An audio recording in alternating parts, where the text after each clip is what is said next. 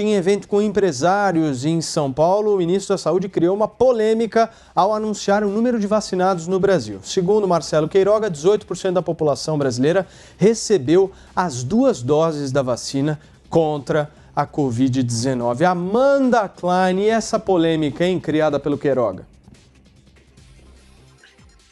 Pois é, Paulo, eu acho que o Queiroga disse algumas coisas importantes nesse evento. Eu acho que, antes de mais nada, é importante notar essa inflexão no discurso, não só no discurso, mas na atuação, na prática mesmo do governo, desde a entrada do novo ministro da Saúde. O que ele tem feito? Ele tem saído na busca pelas vacinas. Ele entrou tardiamente, mas entrou na corrida das vacinas. Eu acho que o anúncio mais importante é essa negociação. Ele diz que o governo está na iminência de fechar um segundo acordo com a Pfizer. Já havia fechado um recentemente de 100 milhões de doses ainda nesse ano, né, até o final do ano, e aí tem mais um acordo de mais 100 milhões de doses. E por que isso é importante? Primeiro, porque obviamente vai acelerar o nosso programa de imunização, e segundo, porque o governo já começa a se planejar e pensar no ano que vem, em 2022. Hoje, mais cedo, numa entrevista com o Gustavo Mendes, que é gerente-geral de medicamentos da Anvisa, da qual o Constantino também participou, ele disse que ainda não se sabe o tempo de duração dessas vacinas, né? Quanto tempo dura? 6 meses, 12 meses, 18 meses? Então, a gente vai ter que ter um planejamento daqui para frente. Todo aquele dever, aquela lição de casa que o governo não fez no ano passado, quando o Pazuello era o ex-ministro, ou seja, não entrou com antecedência na fila de vacina, que obviamente, como um produto escasso, a gente sabia que faltava vacina, os primeiros países que entraram na fila foram também contemplados com mais doses, a gente está tentando fazer agora, retomar, dar essa guinada, essa inflexão agora. Então, isso é positivo do anúncio do Marcelo Queiroga. O que não é tão positivo assim é porque a gente vê que faltam doses, né, da segunda dose da Coronavac. Então, em muitas capitais, em pelo menos 7 capitais, Belo Horizonte, algumas outras do Nordeste, já estão sem dose, sem segunda dose da Coronavac. A orientação do Ministério da Saúde é tomar a vacina assim que chegarem as novas doses, mas a verdade é que a gente não tem estudos para saber se funciona, não funciona, se perde eficácia ou não depois de passado esse prazo aí de 21 a 28 dias. E também tem essa outra história que ele falou que o Brasil já tinha imunizado 18% dos brasileiros já tinham sido imunizados com a segunda dose, que não é verdade, né? Nem 8% foram imunizados com a segunda dose, em torno de 15%, cerca de 15% foram imunizados com a primeira dose. Então, a gente tem aí os pontos positivos e negativos dessa exposição do Queiroga hoje. Muito bem. Constantino, como é que você viu essa exposição?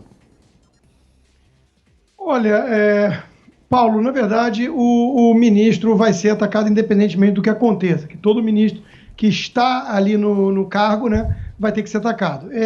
Na verdade, o Brasil está correndo atrás das vacinas. Ele pode ter errado o número, confundido, mas o Brasil está correndo atrás.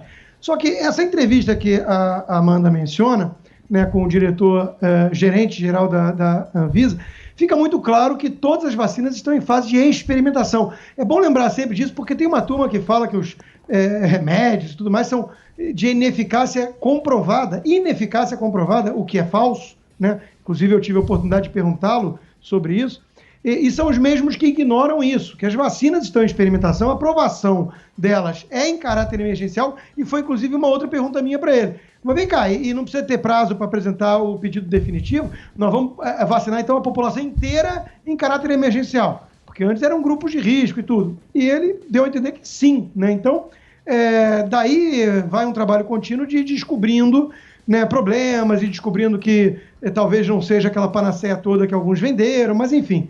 Mesmo assim, é recomendável que tomem a vacina para atingir mais rápido a imunidade de rebanho. Eu sempre lembro do caso do Uruguai, porque o Uruguai vacinou mais do que o dobro do Brasil. Mais do que o dobro em termos proporcionais, até porque a população é pequena. E isso não impediu esse surto enorme que fez o Uruguai ultrapassar e muito o Brasil. É por isso que uma CPI circense como a que temos não vai nunca saber da existência de Uruguai, porque não interessa a narrativa, né? E quero só fechar também uma nota aqui sobre o debate anterior, né? Que eu nunca entendo direito o que o STF fez em relação ao governo federal nessa pandemia. Porque cada hora, dependendo do dia, é um discurso diferente, né? O STF proibiu o presidente de decretar ou não o que era essencial e delegou aos governadores e prefeitos a autonomia e, ao mesmo tempo, existe a narrativa de que o presidente podia ter feito muito mais para coordenar e não fez porque não quis, né? Então a gente sempre fica na dúvida, né? Porque a narrativa vai se adaptando de acordo com o interesse do momento. Serrão, você. Volto àquele ponto essencial que a gente já debateu aqui.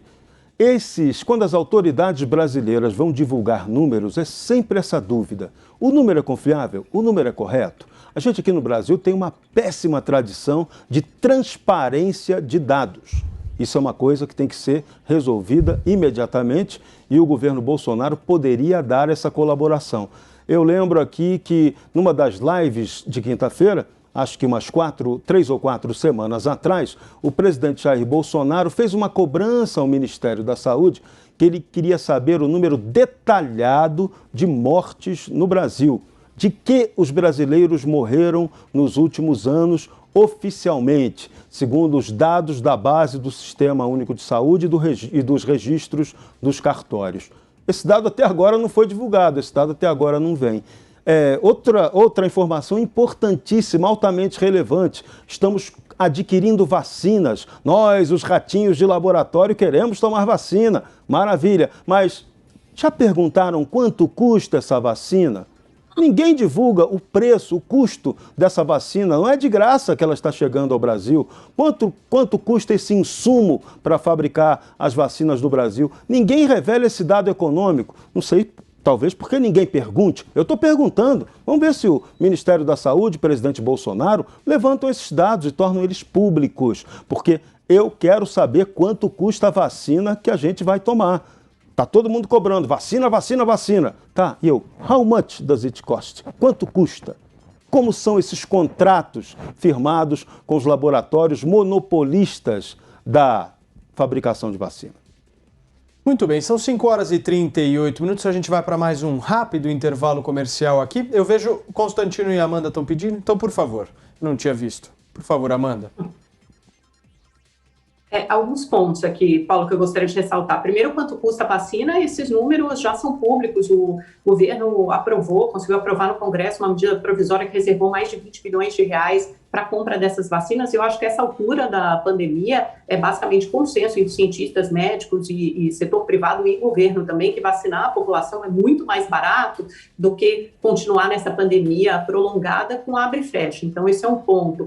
Segundo ponto, sobre a Anvisa, que o Gustavo Mendes falou sobre tratamento precoce, é que até hoje não existem estudos com rigor técnico necessário para mostrar que qualquer um dessas substâncias, desses remédios, desses medicamentos funcione, né? Ivermectina, hidroxicloroquina, tanto que só é permitido que o médico os recomende no off-label, né? E mesmo assim, muitos médicos criticam isso. Ele chamou até atenção para que os médicos que recomendarem isso devem alertar os seus pacientes sobre os riscos. Agora, se você procurar nos sites de outras agências sanitárias ao redor do mundo, FDA nos Estados Unidos ou EMA na Europa, você vai ver que nenhuma delas recomenda o uso nem de ivermectina, nem de hidroxicloroquina e outros aí do kit COVID. E um terceiro ponto é sobre a narrativa, que o Constantino sempre usa essa palavra, do Supremo Tribunal Federal, o que delegou a estados e municípios, o que delegou ao governo federal, é muito simples. E o Supremo já esclareceu isso em diversas ocasiões. Estados e municípios têm autonomia, mas quem tem que coordenar é o governo federal. Coordenar o quê? Coordenar a compra de vacinas, coordenar a distribuição de remédios do kit de intubação que faltou, por exemplo, até coordenar, porque o que o governo federal tem? Ele tem dados de inteligência epidemiológica, muito mais do que estados e regiões. Ele sabe, se ele fizesse uma ampla testagem, isso também é função do governo federal, ele saberia como o vírus está se movimentando pelo Brasil, porque, obviamente, às vezes você tem uma pandemia que está pior, mais cruel, mais grave num estado e menos em outro estado ou outra região. Então, quem tem que coordenar esse tipo de ação, de atitude, é o governo federal. Então, por isso ele não pode ser omisso, por isso é dada a ele essa prerrogativa de coordenação. Ele nunca foi eximido de responsabilidade na pandemia. Quem fez essa leitura torta, enviesada e com objetivos políticos foi o presidente Bolsonaro, para não ser culpado por nada da pandemia e para transferir toda a responsabilidade para governadores e prefeitos. Mas ele falta com a verdade quando ele diz isso. Vai lá, Constantino. Isso me lembrou o Ford, né? O Henry Ford, que dizia que você pode escolher a cor que você quiser do carro, desde que seja preto. né? A Amanda quer o presidente com autonomia para coordenar, desde que ele siga aquilo que, abre aspas e muitas aspas, a ciência, ou seja, a patota isolacionista do lockdown anticientífico, diga que é aceitável, né? Ele pode ter um papel de rainha na Inglaterra, assinar cheques, mas não pode mais nada. Ele é omisso, né, e não pôde quase nada, né? Fazer aquilo que ele realmente queria na coordenação, e isso ele estava impedido, como foi dito. Off-label, muitos médicos usam em vários outros tratamentos. Tratamentos é uma coisa muito comum, ainda mais numa fase experimental que até as vacinas estão, né? Então, eles estão observando o resultado potencial de remédios que são conhecidos há décadas e de baixíssimo risco, e por isso muitos estão fazendo uso ou recomendando. Alguns fazem uso sem recomendar e processam até mesmo quem vaza que eles tomaram.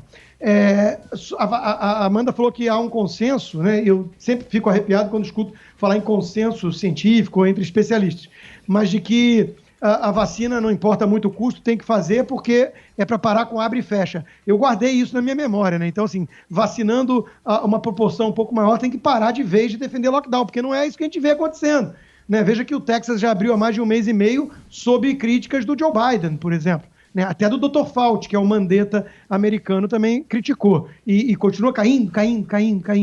Aí, como não explica direito, inventa narrativas. Por fim, na conversa com o gerente-geral da Anvisa, também ficou claro que existem diferentes qualidades de vacinas. E eu mesmo externei a preocupação de países que não têm processos transparentes, como é o caso da Rússia, do Sputnik, que poucos países, e não são países muito exemplares, adotam, ou sim as vacinas chinesas, né? Porque a gente sabe que nos outros países livres, com jornalismo atuante, democracia, se há um caso problemático, como aconteceu eventualmente, suspendem os processos, porque é tudo experimentação. A gente sabe que na Rússia, que aliás anda tendo balada, aglomeração mega lá em Wuhan, né? Mas isso também a imprensa não fala muito, na Rússia ou na China não existe isso. Então, de novo, tem muito pouca ciência nisso aí e muita narrativa. Serrão. Eu vou chamar o VAR para 2 pontos importantes.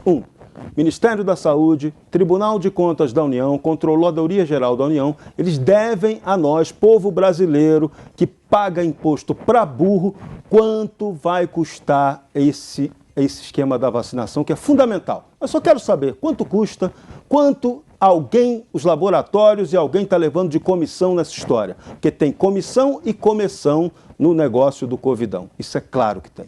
Outro ponto, a gente precisa parar e definir uma questão muito grave no Brasil. Toda crise nunca fica clara qual é a atribuição real, verdadeira, mundo prático, de União, Estados e municípios. E aí, toda crise vem, toda crise vai, e fica essa discussão política, enquanto quem sofre e paga a conta é o povo. Isso o pessoal está de saco cheio, por isso muita gente saiu à rua no 1º de maio.